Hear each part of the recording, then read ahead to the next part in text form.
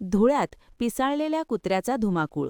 एकाच दिवशी 19 जणांना चावा. धुळ्यात पिसाळलेल्या कुत्र्याने धुमाकूळ घालत एकाच दिवशी तब्बल 19 जणांना चावा घेतल्याची धक्कादायक घटना समोर आली आहे. यामध्ये शहरातील 12 पत्थर भागातील पेट्रोल पंपावर काम करणाऱ्या एका महिला कर्मचाऱ्यावर देखील कुत्र्याने हल्ला केल्याचा प्रकार समोर आला आहे. हा संपूर्ण प्रकार सीसीटीव्ही कॅमेऱ्यात कैद झाला आहे. त्यामुळे परिसरातील नागरिकांमध्ये भीतीचे वातावरण निर्माण झाले असून काही नागरिक हातात दांडके घेऊन स्वतःचे संरक्षण करताना दिसून येत आहेत. संगीता गणेश सूर्यवंशी, वय 40, या पेट्रोल पंपावर काम करणाऱ्या महिला कर्मचाऱ्यावर कुत्र्याने अचानक झडप घालत हल्ला केला. या हल्ल्यात त्यांच्या हाताला गंभीर दुखापत झाली आहे. मात्र पंपावर काम करणाऱ्या एका कर्मचाऱ्याने तत्काळ धाव घेत कुत्र्याला हुसकावून लावल्याने मोठा अनर्थ टळला.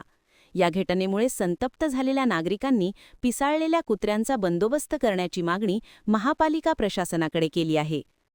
नाव सांगा, काय प्रकार घडला? माझं नाव संगीता गणेश सूर्यवंशी. मी ड्युटीला होती.